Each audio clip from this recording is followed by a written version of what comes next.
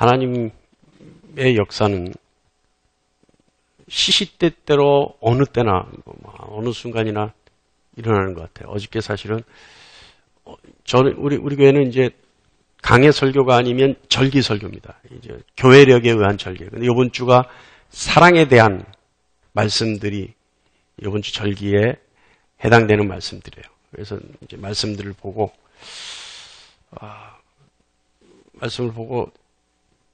이제 묵상을 하는데 도저히 힘들어요. 그래서 아주 오래전에 했던 설교들 중에 이 절기에 맞는 이 말씀이 있는가 찾아봤더니 좋은 말씀이 있어요. 그래서 깨가 나기 시작. 이 말씀을 좀 카피해야 되겠다. 그러고 나서 이제 오늘은 좀 편하겠구나. 그래서 오늘 반나절은 좀 쉴 수 있겠구나. 마음 먹고 점심도 여유 있게 먹고 오늘 뭐 식사 당번하는데 손이 부족해서 나가서 감자도 썰고 버섯도 썰고 제가 했어요.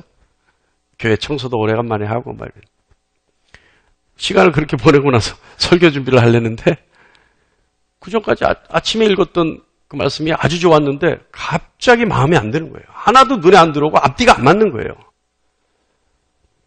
하나님 다시 쓰게 하시는 거예요. 조금씩 수정하다 보니까 전혀 다른 내용이 돼버렸어요.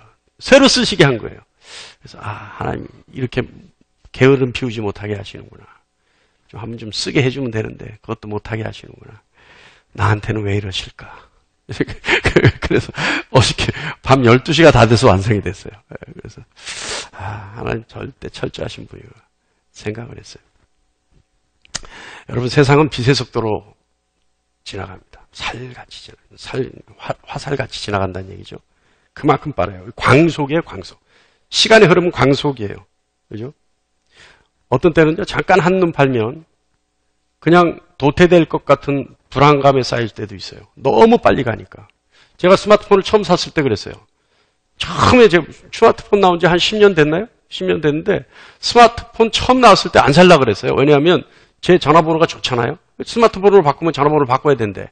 그리고 그때까지만 해도 스마트폰은 어떻게 막 이거 하는 걸 모르겠어요. 뭐 귀찮아서 못 하겠어요. 근데 제 친구가 하는 말이 그 친구는 굉장히 똑똑한 친구 같아요. 저한테 그런 걸 가르쳐 줬으니까. 근데 그 친구가 뭐라 그러냐면 지금 나와 있는 스마트폰을 쓸 줄 알아야 그만큼이라도 쓸 줄 알아야 스마트폰이 자꾸 발달되고 발전해 나갈 때 기능이 많아질 때 그만큼은 쓸 수 있게 된다. 그러니까 지금 어렵다 하더라도 한 10%는 쓸 줄 알아야 다음 나오는 스마트폰도 10% 쓸 수 있고 그 다음에 나오는 스마트폰도 10% 쓸 수 있다. 그래서 아주 막 좋아졌을 때도 10% 정도는 쓸 수 있다. 근데 지금 아예 안 쓰면 나중에 가서 쓰려면 하나도 못 쓴다. 그러니까 지금서부터라도 조금씩 써라. 이 말을 하더라고요. 그래서 내가 그거 일리 있다. 그래서 제가 처음에 스마트폰 나오자마자 샀어요. 굉장히 비쌌어요. 근데 지금은요. 그 친구 말대로 정말 아무리 많은 기능의 스마트폰이 나와도 웬만하면 다 써요. 저 혼자서 이제는 뭐 노트북이 필요 없어요. 스마트폰으로 문서 작성한 거 메일 보내고 메일 온 거 메일 받고 이 말 무슨 말인지 모르는 분 안 계시죠? 메일 받고 메일 온 것도 전달도 하고 별거 다 해요. 스마트폰으로. 다 할 수 있어요. 모르세요? 할렐루야. 예. 그 정도로 빨리 지나가요. 그러니까 내가 조금만 때를 놓치면 이거 도태될 거 아니에요. 이 정도 불안해할 정도로 그 정도로 세상은 빨리 돌아요. 스마트폰은 얼마나 여러분 6개월이죠? 6개월만 쓰면 다음 거 바로 나오죠? 그 정도로 빨라요. 빠른데 이 광속의 속도로 가는 시간 속에서 우리를 잠깐 멈추게 하는 단어가 하나 있어요. 잠깐 멈춰서게 하는 단어가 있어요. 그리고 멈춰서게 하는 것뿐만 아니라 잠깐 뒤를 돌아보게 하는 단어가 있어요. 근데 그 단어를 생각하면 씁쓸하기도 하고 아프기도 하고 외롭기도 하고 후회스럽기도 하고 달콤하기도 해요. 그 단어가 뭔지 아세요? 사랑이라는 단어예요. 사랑. 그죠? 우리가 바쁜 세상 속에서 사랑이라는 단어를 생각하면 잠깐 멈췄잖아요. 그러니까 이 사랑. 근데요, 이 세상이 각박해지니까요. 사랑이라는 콘텐츠가, 사랑이라는 단어의 콘텐츠가 점점 다용도로 쓰이는 것 같아요. 그게 뭐냐면 세상이 각박해졌다는 증거예요. 그러니까 둔해지고 각박해진 세상에 사랑이라는 단어로 감성을 자극하지 않으면 안 될 정도로 웬만한 선전에는 다 사랑이죠. 제일 대표적인, 사랑의 대표적인 그 TV CF는 뭐예요? 사랑을 대표적으로 쓰는 상품, 아이디어, 아이템, 뭐예요? 사랑은 달콤하다, 스윗이잖아요. 그러니까 초콜릿 선전에 무조건 사랑이 들어갑니다. 가나 초콜릿, 이런 거 있잖아요. 왜? 그러면 무조건 사랑이잖아요. 예? 예. 근데 요즘은요, 이 사랑이라는 콘텐츠가 너무 다양하게 쓰이다 보니까 술 광고에도 사랑이 들어가. 그러니까 오늘 집에 가서 여러분 한번 TV 틀어놓고 CF만 유심히 한번 보세요. 그러면 웬만하면 전부 사랑이 들어가요. 그만큼 사랑이 다용도로 쓰이죠. 사랑이라는 단어를 마음속에 딱 한번 써놓으시고, 지금 과거로 돌아가서 그때 왜 그랬을까 이런 거 생각하지 마시고, 일단 단어만 마음속에 한번 생각하시고. 자, 여러분. 우리는 하나님에 대한 지식을 얼마나 가지고 있을까요? 다시 말하면 하나님에 대해서 얼마나 알고 있을까요? 갑자기 사랑 얘기하다 하나님 얘기하니까 생뚱맞아요? 그런데 잘 들어보면 이게 연관성이 있어요. 자, 하나님은요, 우리가 하나님에 대해서 알기를 원하십니다. 그래서 하나님에 대해서 하나님은 성경에 기록하게 하셨어요. 자, 그렇다면 성경에는 하나님을 어떤 분이라고 말씀하고 있을까요? 대표적으로 말씀드리면 성경은 하나님을 영원이라고 얘기합니다. 영원이라고 말씀합니다. 그 다음에 영이라고 말씀합니다. 그러니까 하나님은 영원하시고 하나님은 영이시고 또 하나님은 빛이라고 얘기합니다. 그리고 하나님은 사랑이시다. 이렇게 얘기하죠. 그런데 영원과 영과 빛, 이것은요, 신학적 용어로 비공유성 속성, 비공유적 속성, 이렇게 얘기하는 거예요. 무슨 뜻이냐면, 이 영원, 영, 빛, 이것은 하나님의 성품이라고, 하여간 속성이라고 하는 건데, 하나님만 가지고 있는 특성인데, 절대 피조물과 함께 나눌 수 없는 거예요. 그러니까 함께 나눌 수 없기 때문에 피조물은 하나님의 영원, 영, 또 하나님은 빛, 이거에 대해서 이해를 하지 못해요. 아는 것처럼 이해하는 것처럼 그럴싸하게 얘기해도 사실은 본질을 아는 것이 아니라 테두리만, 언저리만 아는 거죠. 그런데 하나님의 속성 중에 공유적 속성이 있어요. 그러니까 피조물에게 함께 나누고 싶어 하시는 하나님의 특징이 있어요. 이 속성. 이게 뭐냐 하면 사랑입니다. 그러니까 사랑은 하나님이 피조물에게 함께 나누고 싶어 하셔요. 그리고 어떻게 보면 하나님이 피조물에게 사랑을 가지라 라고 명령하세요. 율법에 그렇게 사랑을 가져라. 자, 그래서 성경을 보면 하나님은 그 사랑을 통해서, 사랑을 함께 나눔을 통해서 어떻게 하시냐면 사랑을 가진 자를 하나님께 속한 자, 또는 하나님을 아는 자, 또는 하나님 안에 거하는 자라고 정의하십니다. 그러니까 하나님께 속하고 하나님을 알고 하나님 안에 거하기 위해서는 반드시 어떻게 해야 된다? 사랑을 가져야 된다. 사랑에 대해서 알아야 된다. 그래서 오늘 말씀 요한일서 4장 7절 8절 말씀을 근거하면 다 같이 한번 볼까요? 7절 8절 다 같이 읽을까요? 시작. 사랑하는 자들아 우리가 서로 사랑하자. 사랑은 하나님께 속한 것이니 사랑하는 자마다 하나님으로부터 나서 하나님을 알고 8절 사랑하지 아니하는 자는 하나님을 알지 못하나니 이는 하나님은 사랑이심이라. 자, 어떻게 했다고요? 오늘 이 말씀 보면 하나님을 알려면 사랑을 알아야 된다는 거예요. 그리고 사랑을 실천해야 된다는 거예요. 사랑해야 된다는 거예요. 하나님을 알고 사랑을 실천하면 결국 하나님에 대해 아는 것과 같다는 겁니다. 하나님을 알고 싶으면 사랑을 알아야 돼요. 그죠? 그러니까 하나님을 알고 싶으면 사랑을 알면 돼요. 하나님을 안다면 사랑을 아는 것이고 사랑을 안다면 하나님을 아는 거예요. 딜레마가 있죠. 우리 하나님에 대해서 잘 몰라요? 근데 말씀 보니까 사랑에 대해서 알면 하나님을 안다는데 여러분 사랑에 대해서 압니까? 저는 몰라요. 자신 없어요. 저. 사랑이 뭐냐? 말 못하겠어요. 뭐 어떻게 얘기를 해요? 그러면 어떻게 해야 되느냐? 우리가 조금 전에 얘기했죠. 하나님을 아는 것은 사랑에 대해서 아는 것, 사랑을 아는 것이고 또는 사랑을 실천하는 것이고 사랑하면 된다.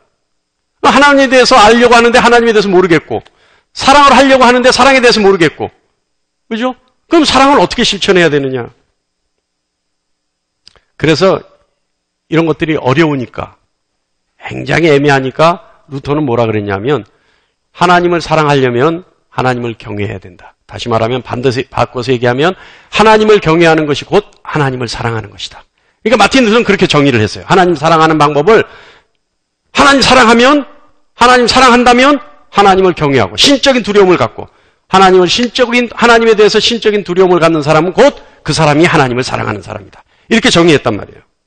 근데 말씀을 자세히 보니까 그렇다고 해서 제가 뭐 루터보다 더 낫다는 건 절대 아닙니다. 루터는 그렇게 정의했는데 말씀을 자세히 보니까 고린도전서 13장에 사랑에 대해서 얘기하고 있고 또 오늘 본문 말씀에 사랑의 실천에 대해서 말씀하고 있는 것 같아요. 그래서 오늘 하나님에 대한 사랑을 어떻게 하면 되는지 우리가 함께 나눠보고자 합니다. 근데요, 하나님에 대한 우리가 사랑을 하기 전에 먼저 그렇다면 하나님은 우리에게 어떤 사랑을 해주시나?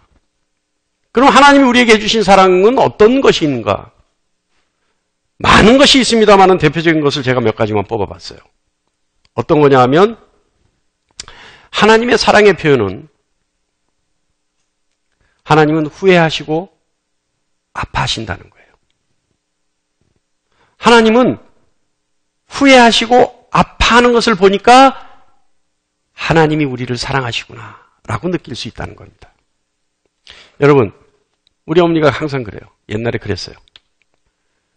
너도 자식 낳아봐야 부모 마음 안다 그러시더라고. 근데 자식을 낳아봤는데 부모 마음은 모르겠어요. 아직도 모르겠어요. 압니까? 그걸 숙제죠. 숙제, 영원한 숙제예요. 내가 낳은 자식도 난 모르겠어요. 그러니까 나도 모르겠어요. 자, 그런데 하나 부모 마음 알 것 같을 때가 있어요. 어떤 때냐면 야단치고 나서. 뭐 잘못한 걸 막 야단치고 나서 항상 마음이 아파요. 그죠? 여러분 즐겁습니까?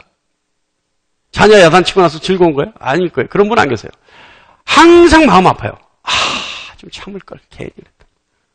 그리고 후회스러워요. 이제 절대 안 해야지. 그런데 그때 맹세가 어떤 상황에서는 까맣게 잊어버리죠. 여러분, 하나님도 그러시는 것 같아요. 하나님도 회초리 후에 또는 심판 후에 늘 후회하고 아파하시는 것 같아요. 그래서 하나님이 이스라엘을 징계하시고 이스라엘이 좀 예쁜 짓 하면 또 금방 이스라엘을 용서하시고 또 용서하셨다가도 이스라엘이 잘못하면 징계하셨다가 또 이스라엘을 가만 보면 불쌍하니까 후회하시고 그래서 용서하시고 아파하시고 그래서 또 징계하실 때 그 화를 잊어버리시고 또 이스라엘 용서하시죠. 그죠? 그 하나님 사랑 아닌가? 근데 제일 결정적으로 어디에 보면 제가 하나님 사랑을 알 수 있냐면 창세기 9장 말씀에 보면 노아의 홍수의 심판 후에 하나님이 피조물을 홍수로 물로써 심판한 것에 대해서 굉장히 후회하십니다. 그 후회의 모습이 어떻게 절절하게 녹아있냐면 창세기 9장 16절 말씀에 그것이 녹아져 있어요. 다 같이 한번 읽어볼까요? 시작. 무지개가 구름 사이에 있으리니 내가 보고 나 하나님과 모든 육체를 가진 땅의 모든 생물 사이에 영원한 언약을 기억하리라. 자, 이게 무슨 말씀이냐면 홍수로서 사람들을 다 모든 피조물을 다 심판하시고 난 후에 너무 마음이 아팠던 거예요. 그러니까 하나님이 이제 절대 내가 물로서는 심판하지 않겠다. 하나님 스스로 다짐하셨어요. 그런데 스스로 다짐하셨던 그 다짐을 무지개만 보면 기억하시겠다는 거예요. 그런데 여러분 무지개는 어때요? 하나님 말씀하시잖아요. 무지개가 구름 사이에 있으리니. 무지개는 구름 사이에 늘 있는 거예요. 늘 구름 사이에. 한 번도 지지 않고 항상 있는 것이 태양도 있을 수 있고 달도 있을 수 있지만 무지개도 있어요. 빛만 있으면 구름 사이에 늘 무지개가 있어요. 그러니까 하나님이 무지개가 구름 사이에 있으리니, 늘 있으리니 내가 그것을 보고 언약을 기억해내리라. 그러니까 여러분, 하나님이 늘 떠있는 무지개를 보고 매 순간순간 그 언약을 기억하지 않으면 어떻게 해요? 인간은 물로 쓸려나갈 수밖에 없는 그만큼 악한 존재라는 거예요. 그러니까 하나님이 인간을 보는 게 아니라 아예 무지개만 보고 계시겠다는 거예요. 그래야지 화가 안 날 거니까. 그러니까 하나님의 이 약속을 보면 하나님이 물로써 심판하시고 나서 얼마나 후회하고 얼마나 아파하셨던 거야. 알 수 있어요. 이거 하나님 사랑 아닌가. 할렐루야. 둘째는요, 하나님은 인간을 사랑하시는데 인간 사랑하심의 증거가 인간을 구원하시는 거예요. 그래서 그 인간을 구원하시려고, 다시 말하면 우리를 살리시려고 예수 그리스도를 십자가에 죽이시는 거예요. 그것이 하나님의 사랑이에요. 오늘 본 말씀 읽어보면요, 요한일서 4장 9절 말씀 보겠습니다. 9절 말씀 보면 다 같이 읽을게요. 시작. 하나님의 사랑이 우리에게 이렇게 나타난 바 되었으니 하나님이 자기의 독생자를 세상에 보내심은 그로 말미암아 우리를 살리려 하심이라. 하나님의 사랑이 이렇게 나타났다는 거예요. 어떻게 해요? 독생자를 이 땅에 보내시고 죽이심으로 하나님의 사랑을 우리에게 보여주셨다는 거예요. 저는요, 하나님의 사랑을 얘기할 때 항상 쓰는 단어가 있습니다. 근데 이 단어가요, 하나님의 사랑을 표현하기에는 한참 못 미쳐요. 그런데 이 단어만큼 또 하나님의 사랑을 잘 설명해 주는 단어가 없어요. 그것이 뭐냐면 용납입니다. 용납. 여러분, 용납이라는 단어는 뭐예요? 그냥 받아들여 주겠다는 거예요. 그냥 받아들여 주겠다. 뭐 조건에 좀 못 미쳐도, 기대에 못 미쳐도, 자격에 미달해도 못 미쳐도 그냥 받아주겠다. 턱없이 부족해도 받아주겠다. 용납이에요, 용납. 이 용납은 뭐예요? 떨어뜨리기 위한 것이 아니라 합격시켜주기 위한 거예요. 그러니까 떨어뜨리려고 커트라인을 설정하면 다 떨어질 수밖에 없어. 그러니까 용납해 주는 거예요. 그냥 맞은 걸로, 다 맞은 걸로 용납해 주는 거예요. 갈라디아서 3장 11절에 하나님 앞에서 아무도 율법으로 말미암아 의롭게 되지 못할 것이 분명하니 이는 의인은 믿음으로 말미암아 살리라 하였습니다. 어떤 조건도 자격도 필요 없어요. 예수 그리스도를 구주로, 주인으로 인정만 하면 받아주시겠다는 겁니다. 용납하시겠다는 거예요. 어떤 죄를 지었어도 예수만 믿으면 용납하시겠다는 거예요. 믿음만 있으면 어떤 죄도 보지 않으시겠다는 겁니다. 어떤 결점도 문제 삼지 않으시겠다는 거예요. 그래서 하나님은 죄 많은 우리 안에 하나님의 진리의 말씀만 보려고 하세요. 그래서 하나님은 우리 안에 있는 예수 그리스도의 형상만 보시는 거예요. 나머지 거 봤다가는 용납이 안 될 테니까. 그러니까 하나님은 우리를 용납하시는 겁니다. 그래서 사랑 아닌가? 인정하시겠다는 건요, 하나만 보시겠다는 증거예요. 하나님은 우리를 인정하시기 위해 하나만 보세요. 그 하나가 뭐예요? 우리의 믿음이에요. 그리고 하나님의 사랑은, 하나님의 용납은 누구에게나 열려 있다는 거예요. 누구에게나. 예수 그리스도를 믿기만 하면. 하나님의 사랑은요, 또 이렇게 이런 모습을 보면 이것이 사랑이구나 알 수 있을 것 같아요. 뭐냐 하면 영원한 생명, 또 영원한 자녀. 우리 그러잖아요. 내 자녀도, 내 자식도. 옛날에, 요새는 그런 거 없어. 옛날엔 그랬던 것 같아. 뭐 잘못하면 호적판다. 너 내 자식 아니다 이 말이지. 예? 근데 하나님은 영원한 자녀, 영원한 자녀. 아무리 죄를 져도. 그리고 영원한 생명을 준다. 한 번 약속으로 영원한 생명을 얻는 겁니다. 또한 영원한 자녀가 되는 겁니다. 여러분, 이거 하나님 사랑 아닌가요? 한 번 약속으로 끝났다는 거예요. 번복이 없어요. 여러분, 심판은요, 누구나 한 번은 거쳐야 될 예정되어 있는 날입니다. 심판의 날에 생명을 얻지 못하는 세상에 속한 사람들은 얼마나 두려워 떨까요? 계시록 21장 8절 한 말씀 한번 볼까요? 두려워하는 자들과 믿지 아니하는 자들과 흉악한 자들과 살인하는 자들과 음행하는 자들과 점술가들과 우상 숭배 자들과 거짓말하는 모든 자들은 불과 유황으로 타는 못에 던져지리니 이것이 둘째 사망이라. 어떻게 해요? 세상에 악을 저지른 사람은 전부 불과 유황에 타는 구덩이에 던져져요. 이제 말씀 안 봐도 돼요. 저를 보시면 돼요. 예? 근데 심판받으려고 쭉 도열되어 있는데 그 눈앞에서 하나씩 하나씩 던져지는 거예요. 여러분, 줄 서 있는 우리는 얼마나 두려울까요? 줄 서 있는 사람, 이거 긴가민가 한 사람, 내가 맞나 틀렸나 이거 하는 사람은 얼마나 두렵겠어요. 그런데 영원한 생명을 약속받은 사람, 영원한 자녀로 약속받은 사람은 어때요? 그 앞에서 당당하게 나가는 거예요. 당당하게 나가는 거예요. 할렐루야. 요한일서 4장 17절로 18절 말씀 한번 볼까요? 다 같이 시작. 이로써 사랑이 우리에게 온전히 이루어진 것은 우리로 심판날에 담대함을 가지게 하려 함이니 주께서 그러하심과 같이 우리도 이 세상에서 그러하니라. 사랑 안에 두려움이 없고 온전한 사랑이 두려움을 내쫓나니 두려움에는 형벌이 있음이라. 두려워하는 자는 사랑 안에서 온전히 이루지 못하였으리라. 아멘. 어떻게 했다고요? 하나님이 심판날에 담대하게 하려고 우리에게 사랑을 주셨다는 거예요. 할렐루야.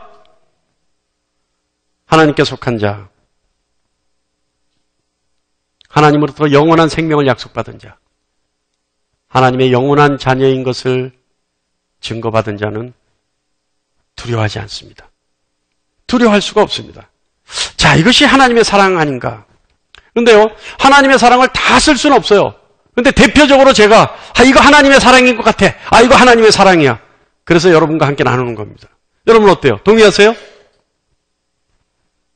여러분, 요즘은 좀 날이 탁해서 여기서는 할 수 없습니다만은 아주 시골 내려가면 밤하늘을 볼 수 있어요. 그죠? 밤하늘의 별들을 볼 수 있어요. 여러분 본 적 있으세요? 저는 기회만 되면 보려고 해요. 가만히 목이 아프더라도 한참을 보려고 해요. 그런데 밤하늘을 가만 보다가 어느 한순간 탁 두려움이 생겨요. 제가 갖는 두려움은 뭐냐면 끝이 없어요. 밤하늘이. 까만 밤하늘에 별들이 끝없이. 근데 어느 한순간 갑자기 지구가 중력을 잃어버리면 내가 글로 떨어져 가 버릴 것 같아. 한도 끝도 없이 글로 떨어져 갈 것 같아. 그래서 갑자기 두려워요. 예? 근데 여러분,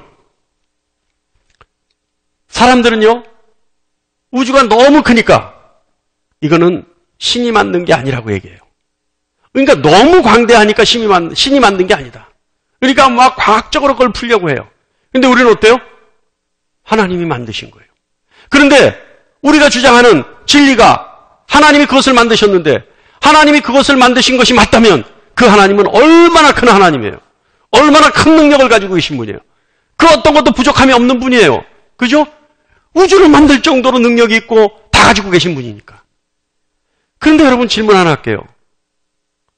하나님은 우리의 사랑을 필요로 하실까요?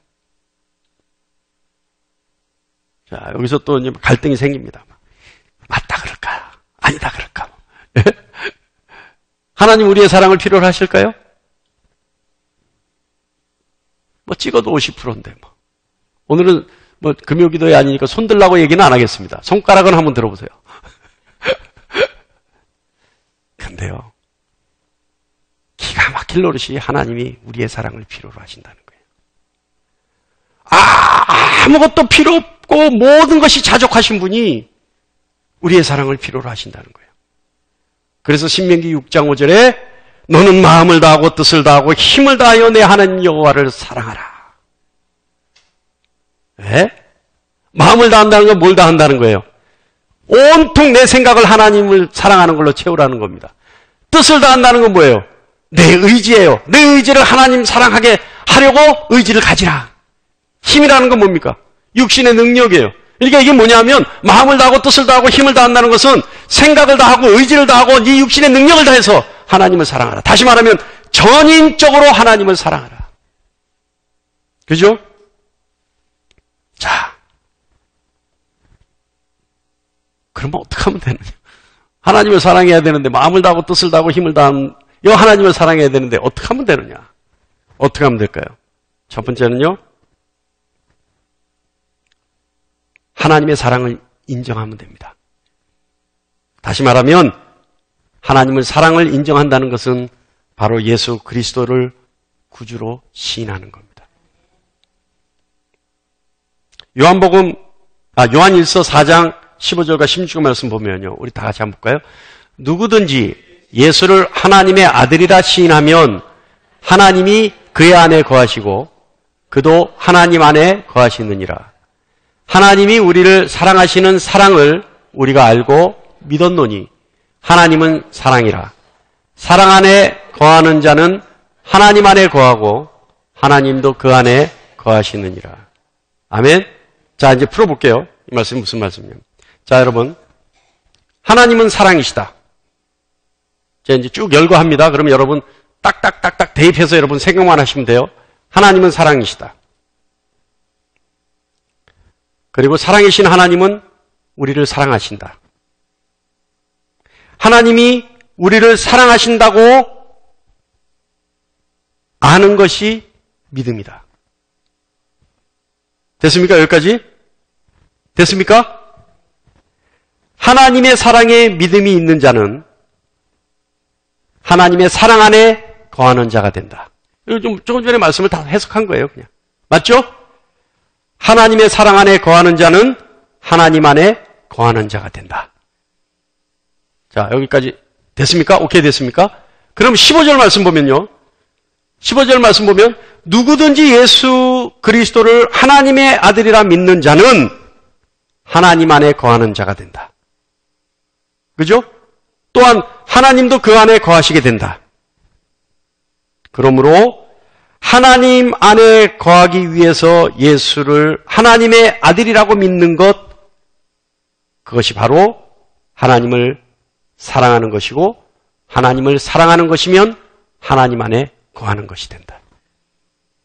하나님을 사랑한다는 것은 바로 예수 그리스도를 하나님의 아들이라고 믿는 것이다. 맞습니까? 이 말씀을 해석하면 이렇게 되는 거예요. 마치 퍼즐 맞추듯이 딱딱딱딱 맞아떨어지는 거예요. 그러니까 어떻게 해요?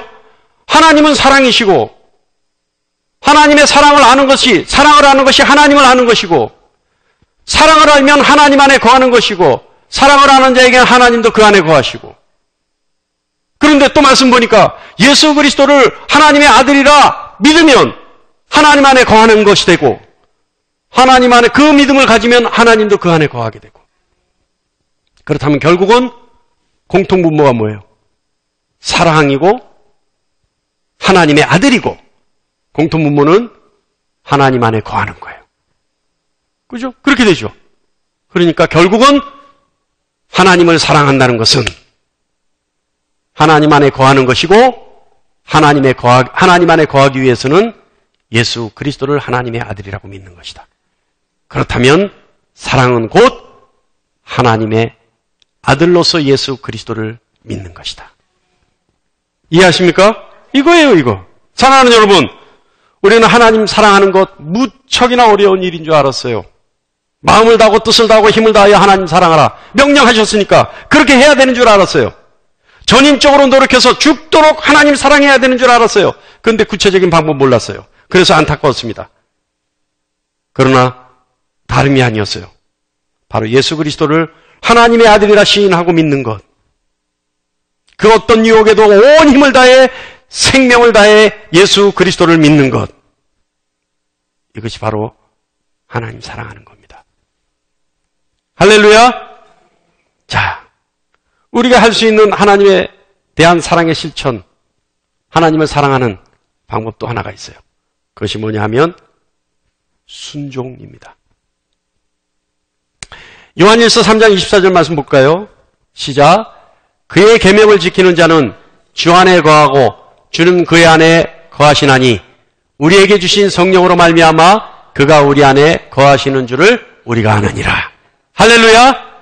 어떻게 한다고요? 하나님 안에 거하는 것은 그의 계명을 지키는 자예요. 하나님 안에 거할 수 있는 자는 그의 계명을 지키는 자. 그 자 안에는 하나님도 거하시고, 그래서 그것을 증명하듯이 성령이 그 안에 내주하신다는 거예요. 다 끝났네요, 설교. 그죠?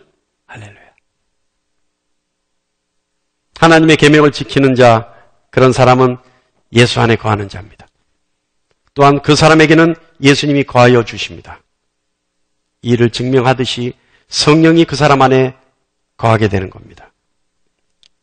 자, 그렇다면 계명을 지키는 것과, 다시 말하면 순종하는 것과 예수님과 무슨 상관이 있을까요? 어떤 연관관계가 있을까요? 빌립보서 2장 6절부터 11절 말씀 보면 뭐 쭉 있어요. 6절부터요. 6절부터인데 쭉 보면 가장 중요한 말씀이 있어요. 예수님이 이 말씀 안에 하나님의 아들로서 하신 일이 하나 있어요. 뭐예요?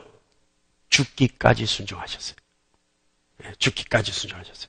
그러니까 다시 말하면 하나님의 자녀로서 하나님 앞에 사랑하는 것, 죽기까지 순종하신 거예요. 순종. 주님이 순종하셨기 때문에 하나님의 자녀의 모습은 오로지 순종입니다. 근데 여러분, 이 순종이라는 것은요, 그냥 이루어지는 것 절대 아니에요. 부모의 사랑을 알지 못하는데 부모 말 듣겠습니까? 요즘 애들이 부모 사랑 모르는데 부모 말 듣겠어요? 대들죠. 날 왜 낳느냐. 이러고 대들지 않겠어요? 근데 진짜 부모가 자신을 사랑해 주는 줄 알면, 끝없는 사랑을 베푸는 대상인 줄 알면 그 부모가 하는 말 믿고 따르지 않겠어요? 마찬가지예요, 여러분. 그렇다고 부녀지간이 서로 마주보고 그런 건 필요 없어요. 마찬가지예요. 우리가 하나님에 대해서 안다면, 우리가 하나님에 대해서 알고, 우리가 하나님의 사랑을 알고, 하나님 안에 거하고, 하나님이 우리 안에 거한다면, 뭐예요?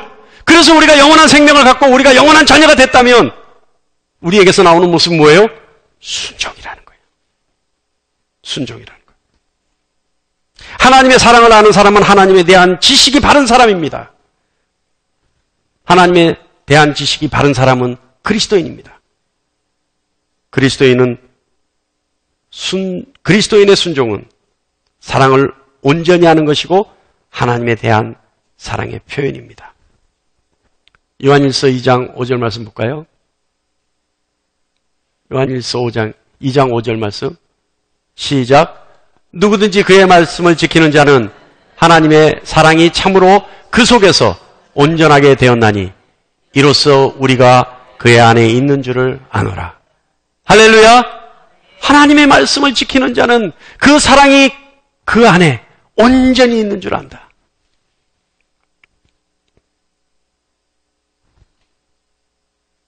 깊이 깨달을 수 있는 여러분 되시길 간절히 축원합니다. 순종은요, 하나님에 대한 사랑의 표현입니다. 하나님에 대한 온전한 지식입니다. 그 온전한 지식을 갖는 여러분 되시길 간절히 축원합니다.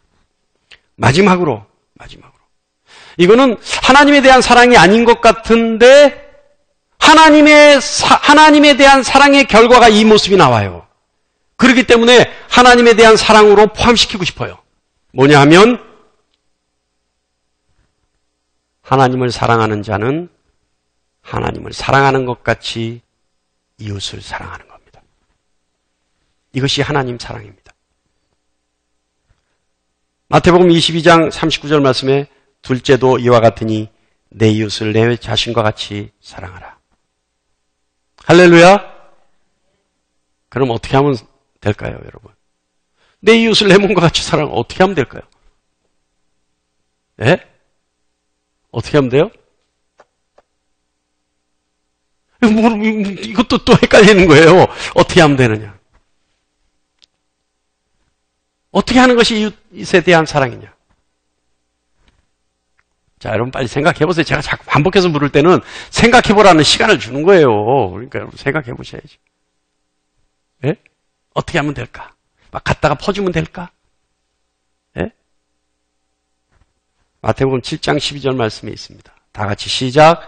그러므로 무엇이든지 남에게 대접을 받고자 하는 대로 너희도 남을 대접하라. 이것이 율법이요 선지자니라. 어떻게 하라고요? 내가 받고 싶은 대로 해주라는 거예요. 내가 받고자 하는 대로 남에게 해주라는 거예요. 내가 하고 싶은 대로 해주는 것이 아니라 그가 나에게 해줬으면 하는 그 바람을 알고 내가 해주라는 거예요. 할렐루야! 이것이 뭐예요? 이게 뭐예요? 사랑인데 사실은 이것이 자비예요. 자비.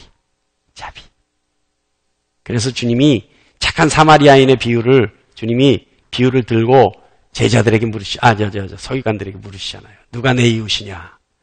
그러니까 착한 사마리아인의 비유를 쭉 말씀하시고 나서 누가 내 이웃이냐 물었더니 그들이 뭐라 그래요? 예수님께.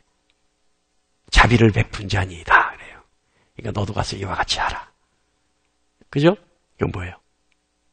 착한 사마리아인, 강도 만난 사람에게는 뭐예요? 다른 거 필요 없어요. 그를 위한 축복의 기도도 필요 없고 그의 명복을 빌어주는 어떠한 행위도 필요 없어요. 그 사람이 지금 강도 만나서 죽게 되었으면 그 사람 치료해 주는 게 맞는 거예요. 그 사람 벗고 있으면 옷 입혀주는 게 맞는 거예요. 그 사람 배고파 있으면 먹여주는 게 맞는 거예요. 배고픈 사람에게 입으로 아무 의미가 없어요. 추운 사람에게 마음껏 배불리 먹이는 것 아무 의미가 없어요. 두꺼운 옷이 좋죠. 그죠? 그가 필요한 것, 그가 원하는 것. 어떻게? 내가 원하는 대로, 내가 받고자 하는 대로 너로 가서 그렇게 하라. 할렐루야! 이것이 사랑입니다. 우리가 하나님께 사랑을 고백할 수 있는 것, 우리가 하나님을 사랑할 수 있는 방법 없어요. 마틴 루터가 정의하듯이 하나님을 신적으로 두려워하는 것, 다시 말하면 경외하는 것, 하나님에 대한 사랑의 표현일 수 있습니다. 그러나 오늘 저와 여러분은 하나님 주신 말씀으로 하나님에 대한 사랑을 배웠습니다. 어떻게 하는 거라고요? 예수 그리스도를 하나님의 아들로 인정하는 것, 그것을 믿는 것, 그리고 하나님의 말씀에 순종하는 것, 그리고 내 이웃이 원하는 것, 내가 귀담아 듣고 들어주는 것. 이것이 우리가 할 수 있는 하나님 사랑입니다. 하나님을 사랑하는 여러분 되시기를 간절히 축원합니다.